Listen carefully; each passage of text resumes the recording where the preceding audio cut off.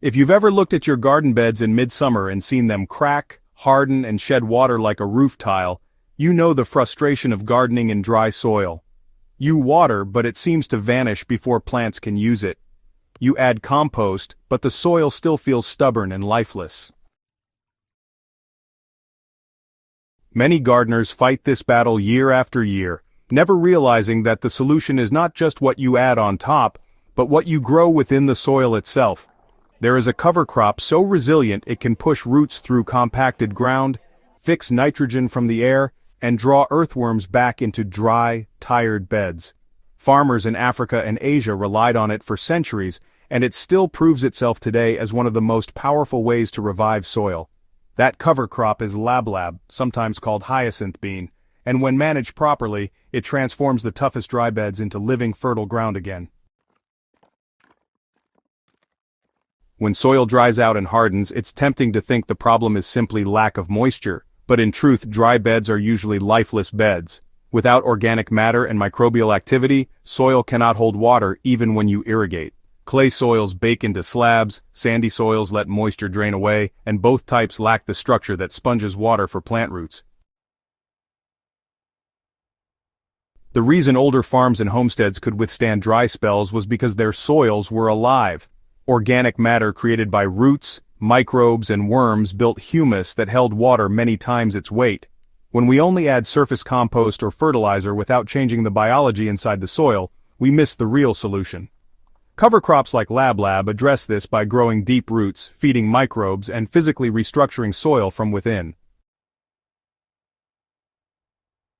Lablab is a climbing legume native to Africa, and it's been grown for a really long time in Asia and the tropics as both a food crop and a soil builder.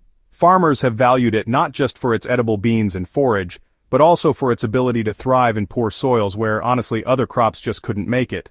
The secret, well, it lies in its partnership with rhizobia bacteria. These bacteria colonize the roots and form nodules that fix nitrogen directly from the air. This free nitrogen doesn't just feed the lablab itself. When the plant is cut back or, decomposes, it releases fertility that the next crop can use. Beyond nitrogen, lablab's vigorous root system pushes down into compacted layers, loosening up the soil and creating channels that later crops and earthworms can expand. Its thick, leafy canopy shades the soil, cutting down on evaporation, while the organic matter it drops as litter becomes food for microbes. This combination, fertility, structure, moisture retention, and microbial stimulation, is exactly why lablab has been called a living soil builder. One of the most remarkable qualities of lablab is, honestly, its root system. While a lot of cover crops send roots only a few inches down, lablab drives a central taproot that can reach several feet, and it's accompanied by a whole network of lateral roots. In compacted soils, this is a breakthrough, literally.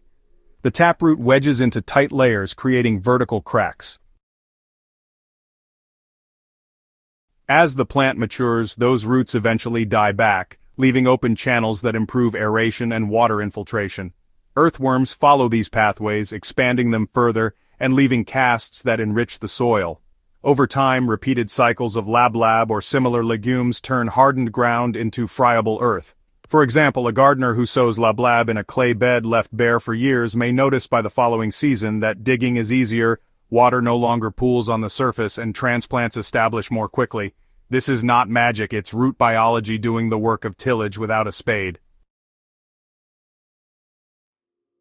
Lablab is best sown as temperatures warm, since it thrives in the heat of late spring through summer. The seeds are large and should be sown about 1 inch deep, spaced 6 to 8 inches apart in rows, or broadcast at a rate of roughly 30 to 40 pounds per acre if covering larger ground. For a small garden bed of 100 square feet, a handful of seeds, about 20 to 30, is sufficient. As it grows, lablab produces long vines and lush leaves. In small gardens, it can be guided up trellises, used to shade soil between rows, or simply allowed to sprawl. To maximize its soil benefits, the key is timing the cutback. Before the vines flower heavily and set seed, cut them back and lay the biomass directly on the bed as a mulch. The roots remain in place, releasing nitrogen and maintaining soil channels, while the surface residue breaks down and feeds microbes.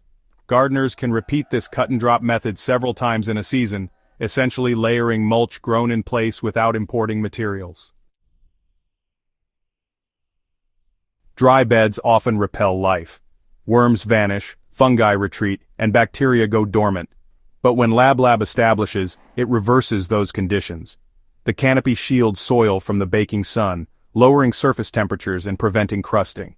Roots exude sugars and amino acids that attract microbial partners, feeding bacteria and fungi that restart the soil food web. The decaying root nodules provide direct nitrogen to microbes, which in turn mineralize it into plant-available forms.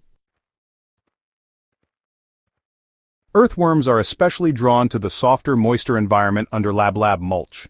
Gardeners often notice worm casts appearing again after a season of LabLab growth where there were none before. The combined activity of microbes and worms accelerates decomposition, builds humus, and transforms dry dust into rich, moist earth that can sustain crops with less irrigation. LabLab fits neatly into garden rotations, especially in beds that tend to dry out or compact. Gardeners often ask how quickly they'll see changes. With LabLab, results appear within a single season. Beds that once cracked in the sun begin to hold moisture after rain. Soil that was difficult to dig softens noticeably. Crops planted after LabLab often show greener leaves and stronger growth, even without added fertilizer because of the nitrogen fixed and the microbial revival.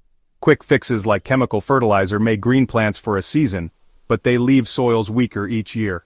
Mulching alone is valuable, but it mostly works on the surface. Compost helps, but it can be slow to change deeper layers of compacted or dry soil. If your garden beds have been fighting you, drying out too fast, hardening, or resisting every compost addition, it may be time to let a plant do the work. LabLab, the forgotten cover crop, pushes roots where you cannot dig, feeds microbes where fertilizer cannot reach, and attracts worms that no surface mulch alone will summon. One season of LabLab can reset a bed's biology and structure, setting you up for years of better harvests. Start small, even with a single bed, and watch the change for yourself. For more soil revival methods and time-tested gardening practices, subscribe to HydroHaven and share this video with other growers who are ready to turn dry beds into thriving soil again.